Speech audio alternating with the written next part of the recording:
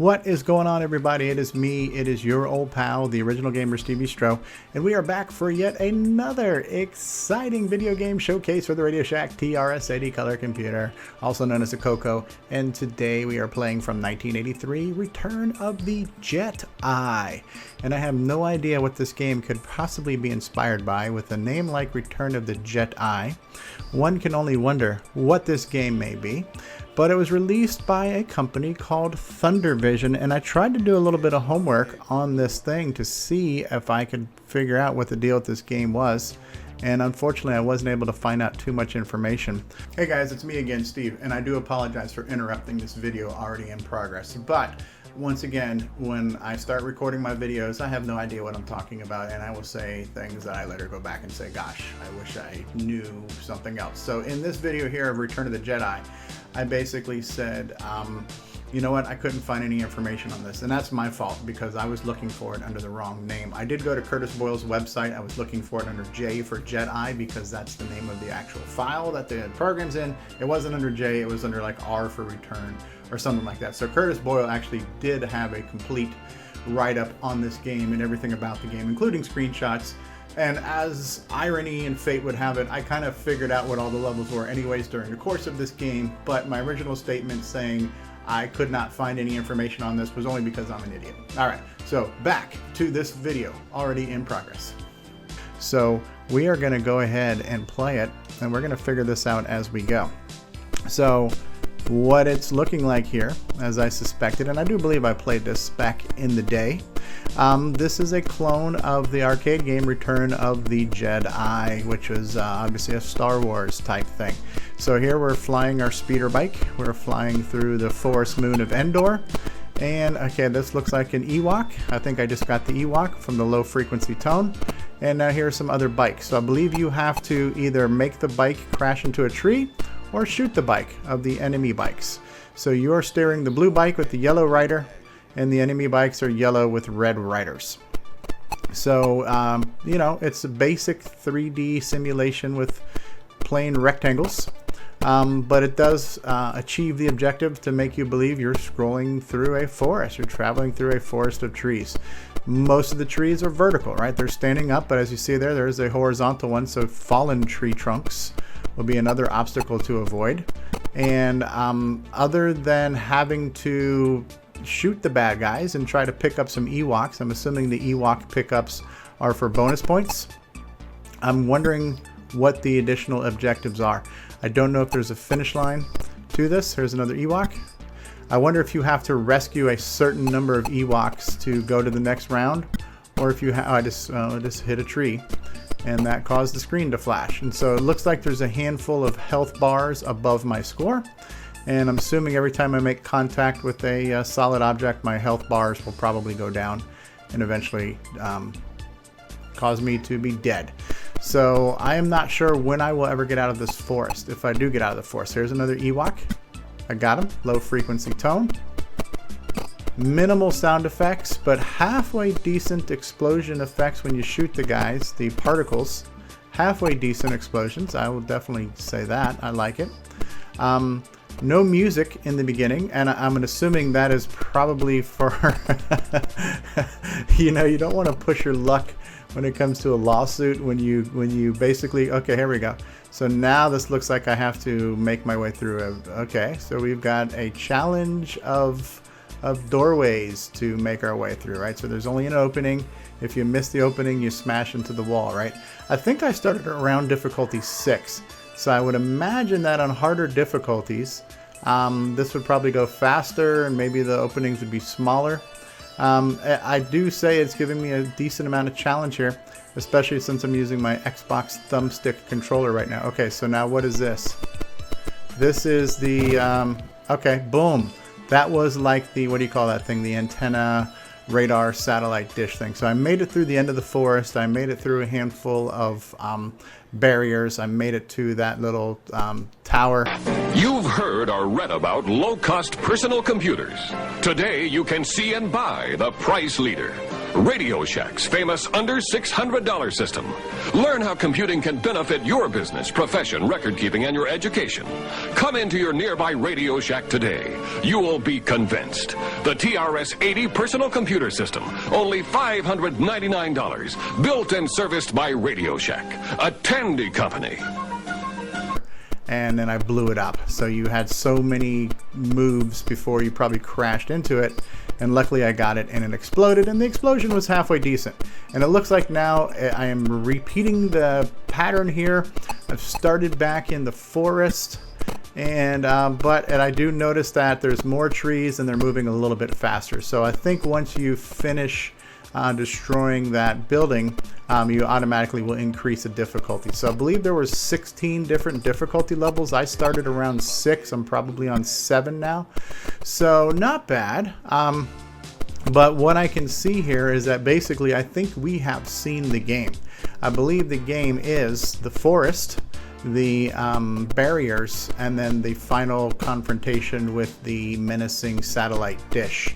And I will go ahead and try to make it to the satellite one more time just for grins and giggles here, because why not? I didn't die, I didn't embarrass myself, even though I wasn't quite sure what to do, which is most of my videos. I don't know what the heck I'm doing.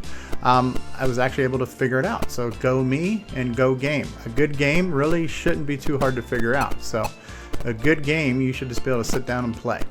And so far I'm able to do that. So I would definitely say Return of the Jedi is a fun, playable game, and not a bad use of simulated 3D here. We have been spoiled on this computer by a lot of hits, and the speed is good too, I'll give it that. It is running in a lower resolution, but the speed of the scrolling is good. But yeah, we've been spoiled by early games like Dino Wars and Skiing and Project Nebula, so we've seen some decent 3D applications put in here. But I will definitely say this is doing a good job, and it, when you look at what it actually has to animate, there's not a lot there. Most of the screen is blank green, and you're scrolling a handful of rectangles. So it is able to do that relatively quickly because of the minimal amount of data that it has to manipulate here. So yeah, it's definitely moving a lot quicker. So I can see that the difficulty does definitely increase, and the speed factors do kick in. So I could see that if I tried this probably on level 16, it would probably be hauling butt. I am still able to navigate this even with my somewhat rigid Xbox controller. I'm trying to get that stupid X. Boom, and I got it 2 times in a row. Let the Radio Shack TRS-80 put the world of color computing into your home. Instant loading program packs turn any color TV into an exciting game arcade. And there's more. The color computer is an educational aid, a home management tool, and up-to-the-minute electronic information service. The programmable, expandable TRS-80 color computer from $399 only at Radio Shack, the biggest name in little computers. Oh, so do I want to do this a third time? And I think the answer is, you know what, why the hell not? So pardon my language, I just dropped an H-bomb. Why the heck not? Let's try it again. And yeah, it is definitely going faster. So I can see that the game, while it does not offer a ton of variety in the gameplay and the levels, it does offer a much more increasing level of difficulty, which translates to faster moving obstacles, which obviously are harder to steer and avoid, right? So the faster you're flying through these trees, the harder it is to avoid them. So now this is actually getting closer to the pace of the actual movie. In the movie, they were really flying through there.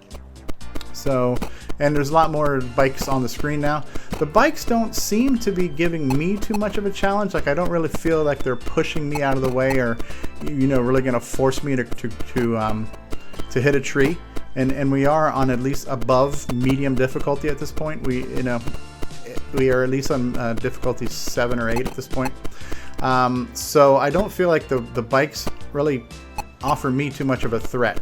If I just let them go, I think they'll just drive away. So I'm wondering if on the super hard difficulties, that they will be more of a threat. I do see them kind of bumping into me, but it really doesn't seem to affect me adversely that much.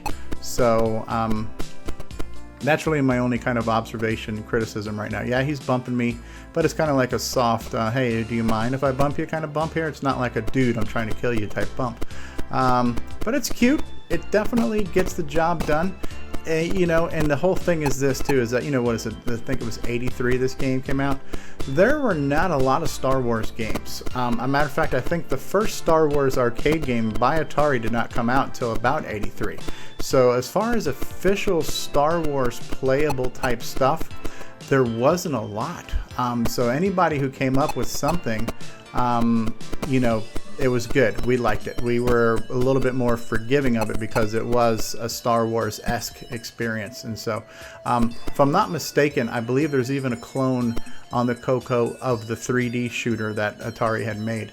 See, I can't shoot in these now. My gun is disabled and there's nothing to shoot at. Oh yeah, I hit the wall. I hit the wall that time.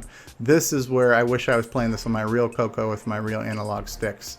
But, and the funny thing is too, is I'm having to go back to the Coco 3 emulator on this one. I tried running this one on XRoar and it wouldn't read my stick. So while XRoar, I think as an emulator offers better color recreation, I'm finding that a handful of games on XRoar are not reading my joystick. So I have to kind of go back and forth between XRoar and the VCC emulator. So boom, I just beat this thing 3 times. The Radio Shack Merry Christmas. This year, I needed to give a real family pleaser. Honey, please help me with this budget. How about a new game, Dad? Please. And I found it. Radio Shack's Color Computer 2. On sale for just $88. It entertains, educates, manages, it's expandable, and affordable. Now that really pleases me. The Color Computer 2. Sale price for Christmas. Only at Radio Shack. So what you have just finished witnessing, ladies and gentlemen, boys and girls, children of all ages, has been Return of the Jedi from Thundervision, released in 1983. And all in all, not a bad game. It was fun. It was playable. It was Star Wars-ish. And anything that's Star Wars-ish is good in my book, because I am not only a Coco fan, but I am a lifelong Star Wars fan at all. So anytime I can play a game that even remotely reminds me of Star Wars, that's a good thing, and I'm a happy guy. So I hope you enjoyed Return of the Jedi. I hope you enjoyed this video. I hope you enjoyed this series.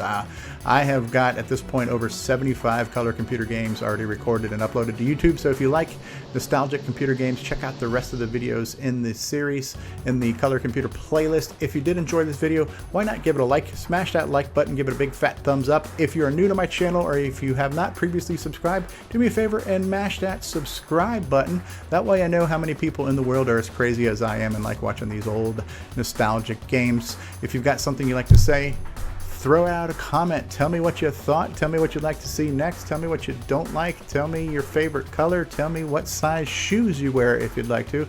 I'm interested in all that kind of stuff. And last but not least, if you could kindly share this video and share my channel with your friends and help me grow my audience, I would greatly appreciate that. So I want to thank you all for watching. I have been the original gamer, StevieStrow. I will see you all next time. Peace out and bye-bye, everybody.